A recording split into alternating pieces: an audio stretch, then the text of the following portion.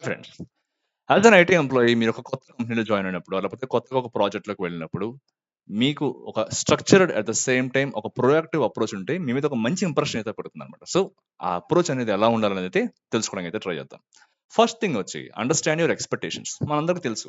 ఒక డిజైనర్ గాని, లేకపోతే డెవలపర్ గాని, టెస్టర్ గాని వాళ్ళకి ఏం చేయాలో వాళ్ళ పని వాళ్ళకి తెలుసు. But at the same time అది మాత్రమే కాకుండా కొన్ని సెకండరీ రెస్పాన్సిబిలిటీస్ కూడా కొన్ని ఉంటాయన్నమాట. సో, ఒక టీమ్‌ని లీడ్ చేయడం, లేకపోతే మీటింగ్ షెడ్యూల్స్ చేయడం, లేకపోతే కంటిన్యూయస్‌గా నోట్స్ తీసుకోవడం ఇట్లాంటివన్నీ కొన్ని ఉంటాయన్నమాట. సో, మీరేం చేస్తారంటే ఒక ప్రాజెక్ట్‌లోకి వెళ్ళిన తర్వాత మీ మేనేజర్ లేకపోతే మీ సూపర్వైజర్‌తో కూర్చొని మీ నుంచి వాళ్ళు ఏం ఎక్స్‌పెక్ట్ చేస్తున్నారు? కంప్లీట్ ఎక్స్‌పెక్టేషన్స్ ఏంటి? మీ రోల్‌కి లేకపోతే మీ పొజిషన్ నుండి వాళ్ళు ఎక్స్‌పెక్ట్ చేస్తున్న మినిమమ్ డెలివరబుల్స్ ఏమున్నాయి? ఇవన్నీ కూడా మీరైతే తెలుసుకోవడానికి అయితే ట్రై చేయండి. అట్ ద సేమ్ టైమ్ మీరు ఏ క్లయింట్‌కి అయితే పని చేస్తున్నారో వాళ్ళ వాల్యూస్ ఏంటి? వాళ్ళ మిషన్ ఏంటి? వాళ్ళ గోల్స్ ఏంటి? వాళ్ళు ఏం అచీవ్ చేద్దాం అనుకుంటున్నారు? దానికి తగ్గట్టుగా మీ యొక్క అప్రోచ్‌ని అయితే మీరైతే మార్చుకోవడానికి అయితే ట్రై చేయండి అన్నమాట. ఇది first point. Understand your expectations. మీ నుంచి వాళ్ళు ఏం ఎక్స్‌పెక్ట్ చేస్తున్నారో దాన్నయితే బాగా అర్థం చేసుకోండి. సెకండ్ పాయింట్ వచ్చి set weekly or monthly milestones అన్నమాట. కొన్ని ప్రాజెక్ట్స్ ఏమంటే ఆల్‌మోస్ట్ ఆల్ ప్రాజెక్ట్స్ జీరా ఇట్లాంటి ఫ్రేమ్‌వర్క్స్ అయితే వాడతాయి. మీకు కొన్ని టాస్క్‌లు అసైన్ చేస్తారు. అసైన్ చేసిన తర్వాత వాటి యొక్క ప్రోగ్రెస్ ఎలా ఉందనేది ప్రతీది కూడా మానిటర్ చేసుకుంటూ ఉంటారు. బట్ కొన్ని ప్రాజెక్ట్స్‌లో ఏమంటే ఇలాంటి ఫ్రేమ్‌వర్క్ ఉండదన్నమాట. సో, ఈ టైంలో మీరేం చేయాలంటే మీ అంతట మీరు ఓన్‌గా లేకపోతే మీ సూపర్వైజర్‌తో కూర్చొని ఈ వీక్ నేను దీని మీద వర్క్ చేస్తాను. లేకపోతే ఈ మంత్ నా టార్గెట్ ఇదని చెప్పి మీకు మీరు కొన్ని టార్గెట్స్ అనేవి పెట్టుకోవడానికి అయితే ట్రై చేయండి. కంటిన్యూయస్‌గా వాటిని మీరే మానిటర్ చేసుకుంటూ ఉండండి. ఎంతవరకు నేను కంప్లీట్ చేశాను?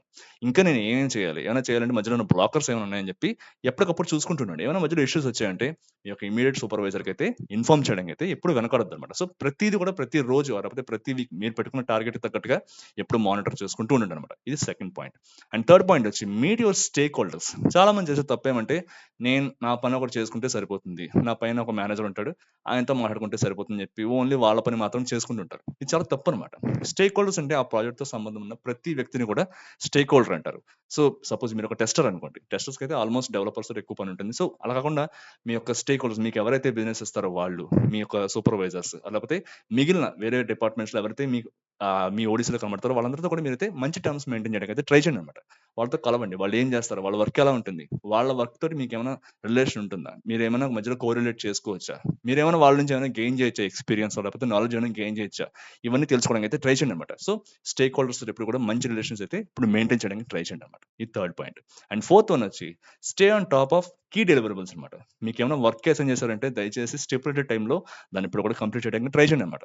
చివరికొచ్చేటప్పటికి ఏదో సమ్ అదర్ రీజన్స్ వల్ల లేకపోతే వేరే రీజన్స్ వల్ల నేను చేయలేకపోయాను అటువంటివన్నీ చెప్పకుండా మాక్సిమం దాన్నయితే కంప్లీట్ చేయడానికి అయితే ట్రై చేయండనమాట. అట్ ద సేమ్ టైమ్ కొన్ని ఆర్గనైజేషన్స్‌లో ఎలా అంటే, మీకిచ్చిన పని మాత్రమే కాకుండా మీరు కొన్ని మానిటరీ కోర్సెస్ చేయాలని, లేకపోతే ట్రైనింగ్స్ అటెండ్ అవ్వాలని చెప్పి కొన్ని చెప్తుంటారనమాట.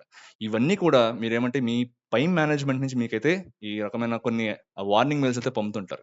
మీరు ఇది చేయలేదు, ఇది చేయలేదు, ఇది చేయలేదు అని చెప్పి. సో, అంతవరకు వెళ్ళకుండా మీకైతే ఏ డెలివరబుల్స్ అయితే మీ నుంచి ఎక్స్‌పెక్ట్ చేస్తున్నారో అవన్నీ మీరు టైమ్ టు టైమ్ అయితే మీరైతే ఎప్పుడు కూడా డెలివర్ చేయడానికి అయితే రెడీగా ఉండండనమాట. సో, ఇవన్నీ కూడా వాళ్ళ నుంచి మీకు ఎటువంటి వార్నింగ్ మెయిల్స్ రాకుండానే మీరైతే కంప్లీట్ చేయడానికి అయితే ఎప్పుడు ఫస్ట్ ఉండండనమాట. సో, ఈ విధంగా మీకు ఒక మంచి ఇంప్రెషన్ అయితే వస్తుంది. అండ్ నెక్స్ట్ పాయింట్ వచ్చి get trained if necessary. Suppose మీకేదన్నా ఒక పని ఇచ్చారు. ఆ పనికి సంబంధించిన స్కిల్ మీ దగ్గర లేదు. కొత్తదేమైనా నేర్చుకోవాలనుకుంటే నేర్చుకోండి. ఎందుకంటే వాళ్ళే ప్రొవైడ్ చేస్తారు ఆ ట్రైనింగ్ కూడా. అందులో తప్పేం లేదు కదా! అలా కాకుండా నేను నేర్చుకోను దీనికి కావాలంటే వేరొకరిని చూసుకోండి అని చెప్పి ఇట్లాంటివి చెప్పడం, ఇలాంటి బ్లంట్ ఆన్సర్స్ చెప్పడం ఇలాంటివి వద్దనమాట. సపోజ్ మీకేదైనా స్కిల్ కావాలి, లేకపోతే ఆ పని ఆ ప్రాజెక్ట్‌లో కొత్తగా ఏదో వస్తుంది. నెక్స్ట్ రిలీజెస్‌లో కొత్తగా ఏదైనా తీసుకొస్తున్నారు. దానికి సంబంధించిన స్కిల్ మీ దగ్గర లేదంటే అప్‌గ్రేడ్ అవ్వడానికి అయితే ట్రై చేయండి అనమాట. అట్ ద సేమ్ టైమ్ ఇలాంటి కోర్సెస్, సర్టిఫికేషన్స్ ఏమైనా మీరు చేశారంటే దానికేమైనా రీయింబర్స్‌మెంట్ ఆపర్చునిటీ ఏమైనా ఉందంటే కంపెనీస్‌లో అలాంటివి కూడా చేయడానికి అయితే ట్రై చేయండి అనమాట. ఎప్పటికప్పుడు మిమ్మల్ని అప్‌గ్రేడ్ చేసుకుంటూ ఉండండి అనమాట స్కిల్స్ మీద. సో, ఇది ఫిఫ్త్ పాయింట్ అనమాట. సిక్స్త్ వచ్చేసి ఆస్క్ ఫర్ హెల్ప్. సపోజ్ మీరు ఏదైనా వర్క్ అసైన్ చేశారు మీకు. అసైన్ చేసినప్పుడు మొహమాటానికి పోయి లేకపోతే ఎవరినడిగితే ఏమైపోతుందో, ఏం కొంపలు మునిగిపోతాయని చెప్పి ఆ పని మీదే చేసుకుంటూ చివరికి చేయకుండా ఎస్కలేషన్స్ వరకు తెచ్చుకోవద్దనమాట. సపోజ్ మీకు మధ్యలో ఏమైనా హెల్ప్ అవసరమైందంటే మీ యొక్క ఇమ్మీడియేట్ సూపర్వైజర్ కానీ లేకపోతే మీ పీర్స్ కానీ చెప్పడానికి ట్రై చేయండి. "అరే! నేను ఇక్కడ రావట్లేదు. ఇక్కడ స్ట్రక్ అయిపోయానని" చెప్పి. అంతే తప్పితే వాళ్ళంతట వాళ్ళొచ్చి అడిగి "ఎందుకు ఇక్కడ ఆగిపోయావు? ఇది ముందే అడగొచ్చు కదా! ముందే ఎవరైనా అడగొచ్చు కదా!" అని చెప్పి అన్నంత వరకు ఇప్పుడు తెచ్చుకోవద్దనమాట. మీకేమైనా సపోజ్ ఇష్యూ ఉంది. మీకేదైనా రావట్లేదు. లేకపోతే పక్క వాళ్ళతో ఏదైనా పక్క టీమ్ వాళ్ళతో ఏదైనా ఉందంటే వెంటనే వాళ్ళకి ఇన్ఫార్మ్ చేయడానికి ట్రై చేయండి. లేకపోతే ఫస్ట్ ఫస్ట్ మీ అంతట మీరు ట్రై చేయండి. మీ వల్ల అవ్వకపోతే ఖచ్చితంగా మీరైతే హెల్ప్ అడగడానికి అయితే ఎప్పుడు వెనకాడొద్దనమాట. సో, ఇదెప్పుడు గుర్తుపెట్టుకోండి అనమాట. అండ్ నెక్స్ట్ పాయింట్ వచ్చి be a problem solver not a messenger అనమాట. చాలా మంది చేసే మిస్టేక్ ఏమంటే సపోజ్ ఏదైనా ఇష్యూ వచ్చింది. ఇష్యూ వచ్చిన తర్వాత వెంటనే పరిగెట్టుకుంటూ వెళ్ళిపోయేవాళ్ళు టీమ్ లీడ్‌కో లేకపోతే మేనేజర్ దగ్గరికి వెళ్లి, సరే ఏదో ఇష్యూ వచ్చేసింది అర్జెంట్‌గా ఏం చేయమంటారు అని చెప్పి వాళ్ళని అడుగుతారు. ఒకటి గుర్తుపెట్టుకోండి, మిమ్మల్ని ఆ రోల్‌లోకి తీసుకుంది మీరు ఆ ప్రాబ్లమ్ సాల్వ్ చేస్తారని చెప్పి. జస్ట్ ఏదేదో మెసెంజర్ లాగా వాళ్ళకి వెళ్లి మళ్ళీ రిపోర్ట్ చేస్తారని కాదు కదా! సో, వాళ్ళు కూడా అదే ఎక్స్‌పెక్ట్ చేస్తారు మీ దగ్గర నుంచి. ఏదైనా ప్రాబ్లమ్ వచ్చింది, ఇష్యూ ఏదైనా వచ్చింది. సపోజ్ ఏదైనా పైప్‌లైన్ ఏదైనా బ్రేక్ అయింది, లేకపోతే ఫెయిల్ అయింది. అన్నప్పుడు మీరేం చేయాలంటే దాన్ని రిజాల్వ్ చేయడానికి మీరేం చేయాలన్న సొల్యూషన్ తోటి వెళ్లి చెప్తే బావుంటుంది గానీ, ఏదో ఇష్యూ జరిగిపోయింది ఏం చేయాలో అర్థం కావట్లేదు. ఎవరికైనా చెప్పండి, ఎస్కలేట్ చేయండి అని చెప్పి ఇట్లాంటివి వద్దనమాట. సో, ఒక ప్రాబ్లమ్ సాల్వర్ లాగైతే మీరైతే యాక్ట్ చేయడానికి అయితే ట్రై చేయండి మీ ప్రాజెక్ట్‌లో. సో, దానికి సంబంధించినంత వరకు సొల్యూషన్ ఏ విధంగా చేయొచ్చు?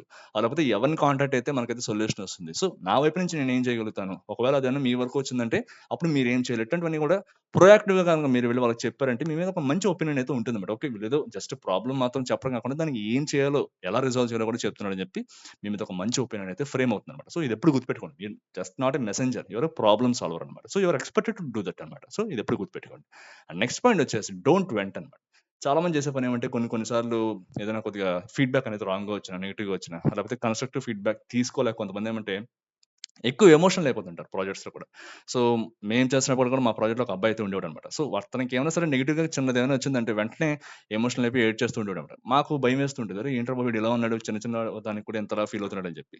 సో, కొంతకాలం చూసిన తర్వాత అతన్ని అడిగాం. ఏంటి ప్రాబ్లమ్ ఏంటంటే నాకు ఎవరైనా సరే ఇలా నెగెటివ్‌గా ఫీడ్‌బ్యాక్ ఇచ్చారంటే నేను వెంటనే తీసుకోలేను. నా వల్ల కాదు. నాకు ఇంతవరకు అసలు ఎవరు నెగెటివ్‌గా ఏం చెప్పలేదు. ఫస్ట్ టైమ్ ఇట్లా నేను ప్రాజెక్ట్‌లో ఫేస్ చేస్తానని చెప్పి చాలా రకాలుగా చెప్పాడనమాట. సో, క్లయింట్‌కి ఇట్లా చెప్పడం జరిగిందనమాట మేము కూడా. ఇలా అతను ఫీల్ అవుతున్నాడు. ఎక్కువ స్ట్రెస్ తీసుకోలేకపోతున్నాడని చెప్తే అల్టిమేట్‌గా క్లయింట్ అయితే అతన్ని తీసేసాడు. ప్రాజెక్ట్‌లో నుంచి తీసేసాడు. అతనైతే వేరే ప్రాజెక్ట్‌కెళ్ళి మళ్ళీ హ్యాపీగా పని చేసుకుంటున్నాడు. సో, ఇలాంటి సిట్యుయేషన్స్ కూడా కొన్ని వస్తుంటాయి. ప్రతి దానికి కూడా మనం ఏమంటే అంతలా ఎమోషన్ అయిపోవాల్సిన పని లేదనమాట. ఎందుకంటే మనలానే పక్క వాళ్ళు కూడా పని చేస్తుంటారు. వాళ్ళు ఎట్లా పని చేస్తున్నారో చూసి మనం కూడా నేర్చుకుంటే సరిపోతుంది. లేదు ఇంక ఎక్స్‌ట్రీమ్ కేస్‌లో మా వల్ల కావట్లేదంటే ఆ విధంగా మర్యాదగా మనం ప్రాజెక్ట్ నుంచి వెళ్ళిపోవడం మంచిదనమాట. అట్ ద సేమ్ టైమ్ మీకు ఎవరి బిహేవియర్ అయినా నచ్చలేదు. ఎవరిదన్నా కొద్దిగా ఇష్యూస్ ఉన్నాయంటే వెంటనే వెళ్లి పక్క వాళ్ళ మీద వాళ్ళకి చాడీలు చెప్పడం, లేకపోతే మీ యొక్క ఇమ్మీడియేట్ సూపర్వైజర్‌కో లేకపోతే మేనేజర్స్‌కో వెళ్లి చెప్పడం ఇట్లాంటివి చేయొద్దనమాట. కన్‌స్ట్రక్టివ్‌గా బిహేవ్ చేయడానికి ట్రై చేయండి. ప్రొఫెషనల్‌గా బిహేవ్ చేయడానికి ట్రై చేయండి.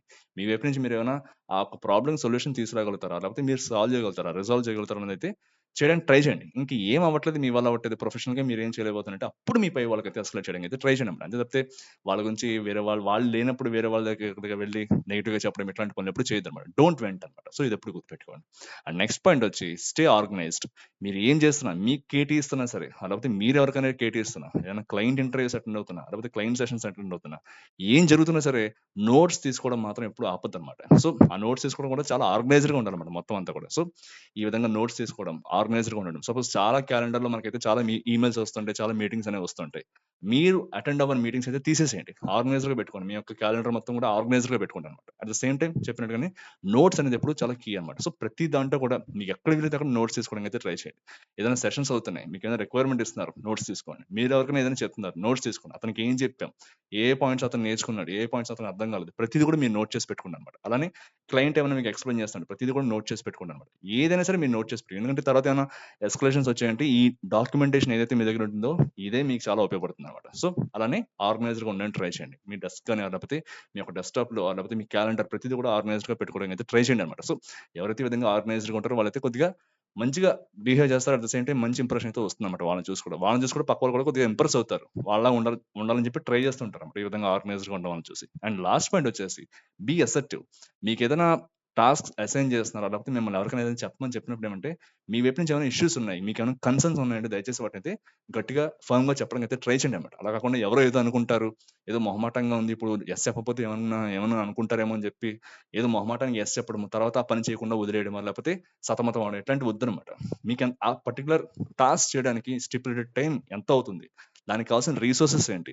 అవన్నీ కూడా మీరైతే చెప్పడానికి ట్రై చేయండి. లేకపోతే మీరు దాన్ని చేయడానికి రెడీగా లేరంటే మీరు అప్‌స్కిల్ అవ్వడానికి ఏమైనా నేర్చుకోవాలా? లేకపోతే నేర్చుకున్న తర్వాత తీసుకుంటారా? ప్రతీది కూడా వాళ్ళకైతే చెప్పడానికి ట్రై చేయండి అన్నమాట. మీ వైపు నుంచి మీరు కన్ఫర్మ్డ్‌గా చెప్పండి. ఏ డెసిషన్ చెప్పినా సరే కన్ఫర్మ్డ్‌గా చెప్పండి అన్నమాట. అంతేగాని సగం వచ్చు, సగం రాదన్నట్టుగా ఏది అక్కడ బిహేవ్ చేయొద్దన్నమాట. మీకేమైనా వచ్చంటే వచ్చని చెప్పండి. లేకపోతే నేర్చుకొని చేస్తానని చెప్పండి తప్పితే లేదు నేను చేయను ఇట్లాంటి బ్లంట్ ఆన్సర్స్ ఎప్పుడు చెప్పొద్దన్నమాట. బట్ ఏం చెప్పినా సరే చాలా అసర్టివ్‌గా ఉండండన్నమాట. సో, ఈ పాయింట్స్ అయితే ఎప్పుడు గుర్తుపెట్టుకోండి. ఇది జస్ట్ ఏమంటే ఒక 5-6 ఇయర్స్ ఎక్స్‌పీరియన్స్ వచ్చిన తర్వాత ఇవన్నీ కూడా ఆటోమేటిక్‌గా ఎవరికైనా తెలిసిపోతాయి. బట్ ఎవరైతే కొత్తగా ఫ్రెషర్స్‌గా లేకపోతే ఒక 1 ఆర్ 2 లేకపోతే 3, 4 ఇయర్స్ వరకు కొద్దిగా ఉంటారో వాళ్ళకేమంటే కొద్దిగా కొద్దిగా కొత్తగా ఉంటుంది. ప్రాజెక్ట్ టు ప్రాజెక్ట్ ఎక్కువ చేంజ్ అవుతుంటారు కాబట్టి, ఏ ప్రాజెక్ట్ తగ్గట్టుగా ఆ ప్రాజెక్ట్‌కి మారుతూ ఉండాలి కాబట్టి, ఈ పాయింట్స్ అనేవి ఖచ్చితంగా మనమైతే నోట్ చేసుకోవాలన్నమాట. సో, ఈ పాయింట్స్ అన్నీ కూడా మీరు ఏ కొత్త ప్రాజెక్ట్‌లోకి వెళ్ళినా, లేకపోతే ఏ కొత్త కంపెనీలోకి వెళ్ళినా సరే మీరైతే ఫాలో అవ్వడానికి అయితే ట్రై చేయండి అన్నమాట. సో, మరో వీడియోలో మళ్ళీ కలుసుకుందాం. అంతవరకు టేక్ కేర్. బాయ్.